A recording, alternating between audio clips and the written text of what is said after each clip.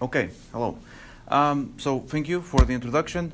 As mentioned, this presentation is titled 500 Years of Portuguese Urban Folk Divination, New Methods and Old Meanings. So this is an attempt to map the evolution of certain divinatory methods that seem to occur from the 16th century until present times. So this will both have a component of history as well as anthropology, although I'm largely a historian.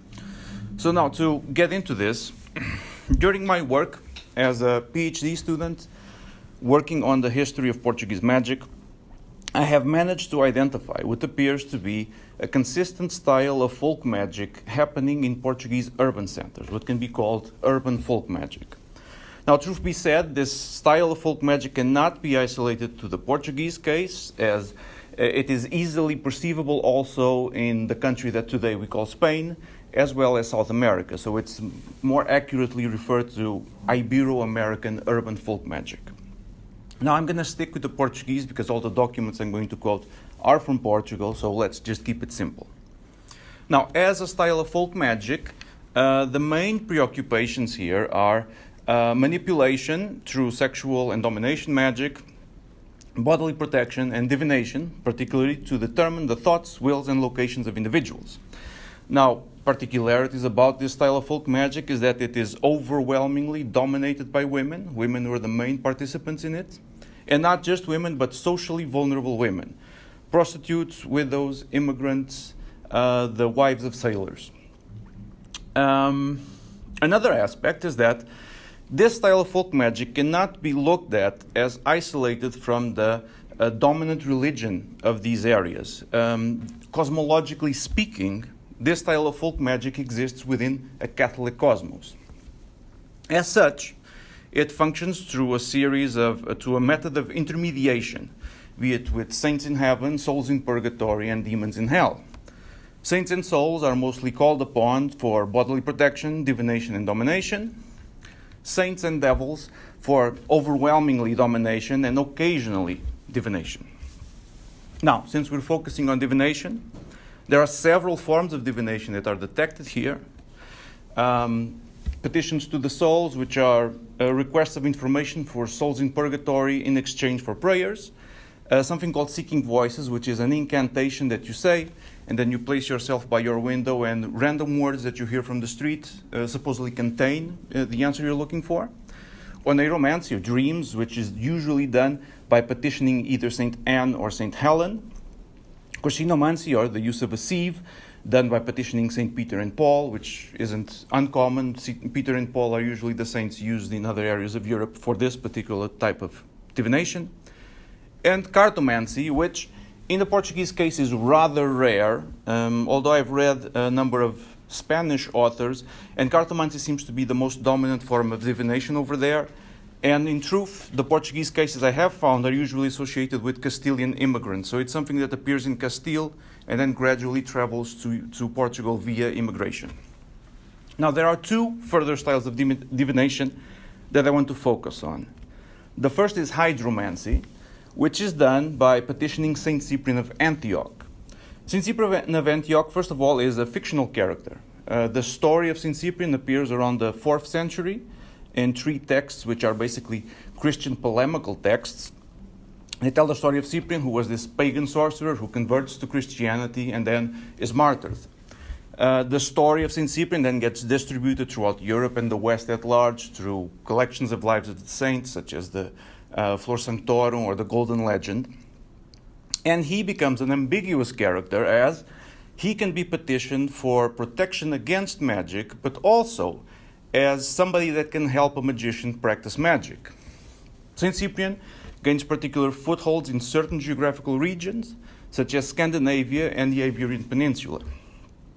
So hydromancy petitioning Saint Cyprian is also particular.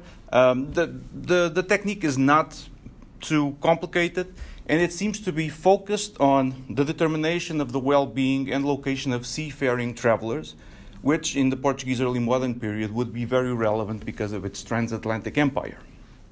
So to do this, you just get a water bowl, you cast some straws into it, and either you analyze the movement of the straws in the water, or you get a specialized seer, usually a virgin girl, to look at the water and have a vision.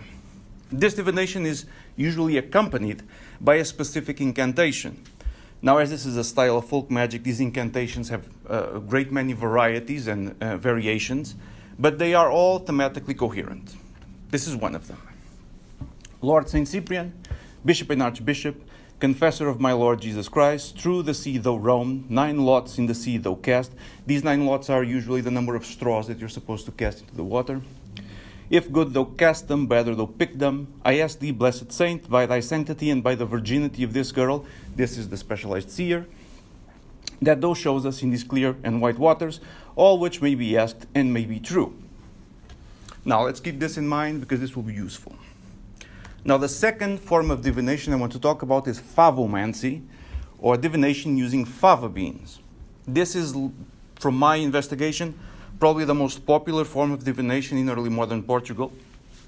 It's very complex, but it also permits it's very versatile. You can use it to determine information about a variety of situations. So how does this work is you grab a bunch of favas, usually 18. 9 of these favas are determined to be male and 9 are determined to be female. When you want to make a divination using this, you identify each individual that might have a part to play in the question being asked as either one of the male favas or the female favas. So you collect all the individuals involved and you pick favas according to their number. You have to consecrate and baptize the favas. It's a whole process. And then once you have these favas that represent all these individuals, you then mix them with a bunch of other various objects. There are several lists that I found. I took this from an Inquisition process. And it's several small trinkets, and they have associated meanings of either particular situations or events. A foreign coin will mean money, a piece of jet will mean night, and a conch will mean church. Then you grab all of these, you mix them with the favas, you cast them on the surface, and then you analyze the relative position of the favas and the objects to each other, and you construct a narrative involving all of these things. So if 2 favas are near a church, you might say, well, these 2 people will get married. If there's a coin nearby, this marriage will bring forth money, and so forth. So you're supposed to build a story involving all these individuals and all these events. Now, this is what we have in the early modern period. Now, how do we find what elements from this can we still find in the contemporary period? So, like I said, this is 16th and 17th century. Now, there's somewhat of a blind spot here, which is the 18th century. My research so far hasn't focused extensively in the 18th century. So I'm not sure exactly how these forms of divination evolved through this century. For sure, there will be variations. But whatever happens here, if we go straight to the 19th century, there are still several elements which are visible in certain forms of divination happening in this period. And these are mostly visible in one particular book called the Book of St. Cyprian. Now, the Book of St. Cyprian is what might be called a grimoire, a magic book. Books of St. Cyprian have their own story, their own history. I've managed to trace this title to the late 16th century. That's the first reference I found. But the book that today, if you go to a Portuguese bookstore and you ask for a Book of St. Cyprian, what you get is this version here, which is from the 19th century. Now, it contains elements which refer to this same style of folk magic, but it is clearly a 19th century production because besides these, it also includes sections and texts from 19th century French occultism or 18th century Baroque authors. So it's clearly a product of the 19th century. Now, among the many content that this book has, it also has divinatory systems. Particular among them is cartomancy. There are 3 sections of cartomancy in this book. 2 of these sections actually describe the same system, so there are 2 systems of cartomancy. One is referred to as simply system of casting the cards or method of casting the cards, just as St. Cyprian did, and the other one is referred to as cross-cartomancy. Both systems are distinct. They have different spreads. They have different incantations.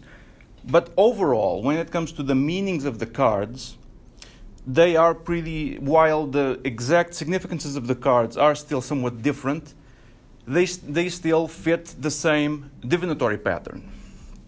Basically, all court cards used in these systems represent people involved in the matter being investigated, and the pip cards all represent events and situations which might be involved in the divination. So, basically, what we have here is a complete parallel between Favomancy and Cartomancy. Simply, instead of favas, we're using court cards to represent people, and instead of random objects, we're using the pip cards to represent situations and events.